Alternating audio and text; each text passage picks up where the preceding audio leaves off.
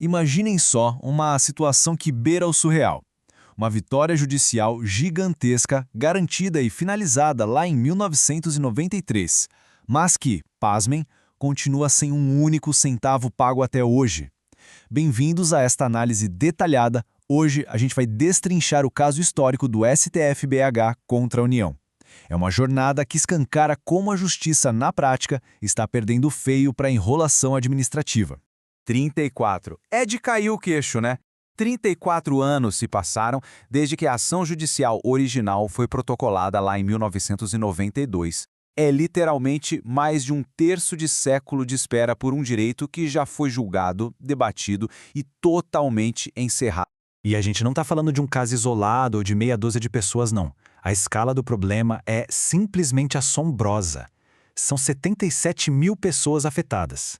Para colocar isso em perspectiva, estamos falando de 22 mil pessoas que eram trabalhadores ferroviários na ativa na época e mais de 55 mil aposentados e pensionistas. É o tamanho de uma cidade inteira. Mas o custo humano por trás desses números é o que mais aperta o coração. Pensem comigo, a imensa maioria desses credores estava na faixa dos 50 anos quando finalmente ganhou a ação. Hoje, a grande maioria já passou dos 80, são octogenários. Infelizmente, uma parcela gigantesca já faleceu nessa fila de espera absurda. Então o tempo aqui não é um mero detalhe burocrático, é literalmente uma questão de vida ou morte. E aí a gente chega no ápice do absurdo. Prestem bastante atenção nisso. Todos os cálculos individuais, nome a nome, valor a valor, já foram legalmente homologados pela Justiça em 2008. O Supremo Tribunal Federal, nosso STF, já confirmou a dívida por unanimidade. Ou seja, juridicamente não tem mais o que discutir. A dívida é certa. E mesmo assim, o saldo de pagamentos realizados até hoje é um redondo zero, nenhum centavo. Parte 1. Os fatos indiscutíveis, um direito único. Dando uma olhada na linha do tempo, a gente percebe que o alicerce deste caso é totalmente à prova de balas. A ação começou em 92. Já em 93, a sentença foi proferida e transitou em julgado. Avançando para 2007, aconteceu a extinção da rede ferroviária federal. E logo depois, em 2008, os cálculos foram todos homologados. Essa cronologia é a prova definitiva de que a fundação jurídica dessa história não pode mais ser reaberta ou questionada de forma alguma. A tese legal por trás disso tudo é super clara. Tanto os trabalhadores da ativa quanto os inativos ganharam exatamente os mesmos direitos na sentença. Direitos referentes aos planos econômicos Bresser e Verão. Não existe essa história de credor de primeira e de segunda classe. A única diferença lá na época era o caminho operacional que o dinheiro ia fazer para chegar neles, que acabou sendo bifurcado por questões puramente técnicas. O direito, no fundo, é um só. E olha só as palavras exatas do juiz Luiz Felipe Vieira de Melo Filho lá em 93. Ele disse com todas as letras que não se discute a responsabilidade pelo pagamento, mas simplesmente o cumprimento da obrigação de fazer. Isso destrói qualquer argumento do governo. A obrigação de pagar os aposentados era um fato inquestionável, não um direito menor. Essa tal obrigação de fazer era só um mecanismo prático de repassar o dinheiro naquele contexto específico, nada além disso. Parte 2. A herança da União. Quem herda, herda por inteiro. A gente chega então em 2007. Nesse ano, a União pegou para si todo o patrimônio da rede ferroviária. E olha, estamos falando de um ativo bilionário, malha ferroviária imensa, terrenos caríssimos pelas capitais, estações históricas, o pacote completo. Mas a regra é clara, quem herda os bens, herda os passivos trabalhistas também. A União ficou super feliz em receber todas essas propriedades valiosas, mas desde então começou a usar de tudo que é tática para se esquivar das responsabilidades humanas que estavam anexadas a elas. Não dá para escolher só a parte boa do cardápio, né? Parte 3. A desculpa do INSS, uma armadilha burocrática. E qual é a tática atual do Estado?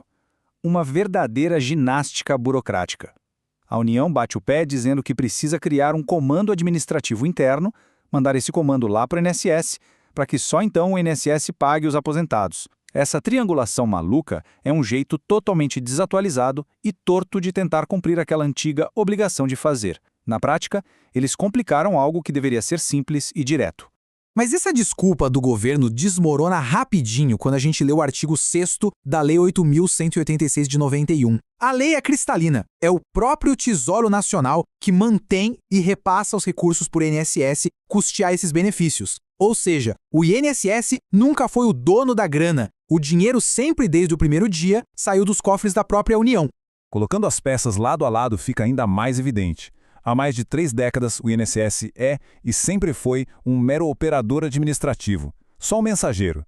Do outro lado está a União, que hoje acumula 2 funções. Ela sempre foi a fonte pagadora final e, desde 2007, virou oficialmente a devedora legal desse crédito trabalhista. O INSS, no meio dessa jogada, virou uma peça totalmente redundante. Resumindo toda a absurdidade dessa posição do Estado, a gente chega nesse cenário meio surreal. A União está, basicamente, escrevendo cartas para si mesma como desculpa para não pagar os trabalhadores de forma direta. Exigir essa triangulação através do INSS, hoje em dia, é puro teatro administrativo. É uma burocracia fabricada exclusivamente para enrolar, atrasar os pagamentos e ganhar tempo. Parte 4. O apelo final ao TST. A hora de decidir. Para a gente entender como sair desse labirinto, precisamos lembrar de um conceito jurídico muito importante: a coisa julgada. Sabe quando o juiz bate o martelo e uma questão foi finalmente decidida e não pode mais ser contestada? É isso.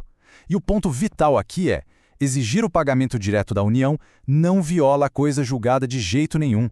Pelo contrário, a recusa contínua em soltar esse dinheiro é que é a verdadeira afronta, a verdadeira violação àquela decisão cravada em 1995. E as violações vão muito além da burocracia. Garantias constitucionais absolutamente básicas estão sendo ignoradas na cara dura. O direito a uma duração razoável do processo simplesmente evaporou. A prioridade absoluta para os credores idosos, que está garantida no Estatuto do Idoso, na prática, é letra morta. Esse atraso descomunal não é só uma falhazinha do sistema, é uma falha institucional gigantesca perante cidadãos brasileiros que estão extremamente vulneráveis. Mas a solução é concreta e totalmente pé no chão. O Tribunal Superior do Trabalho tem 3 passos simples e juridicamente sólidos a tomar agora. Primeiro, reconhecer e reafirmar as obrigações daquela sentença de 93. Segundo, converter aquela burocrática obrigação de fazer em uma direta e reta obrigação de pagar. E terceiro, determinar o pagamento imediato pela União, sem intermediários, sem desculpas. E depois de mergulharmos em todo esse absurdo, fica a grande questão no ar. Após 34 anos de uma batalha legal que já foi totalmente vencida, será que o nosso sistema de justiça vai finalmente ordenar que a União pague a sua dívida? Ou vai permitir que o tempo simplesmente continue apagando a vida e a dignidade de 77 mil trabalhadores? A homologação já está feita, o direito é indiscutível. Agora a justiça real aguarda uma execução verdadeira. Esperamos que essa análise tenha jogado luz sobre os detalhes mais críticos desse caso inesquecível.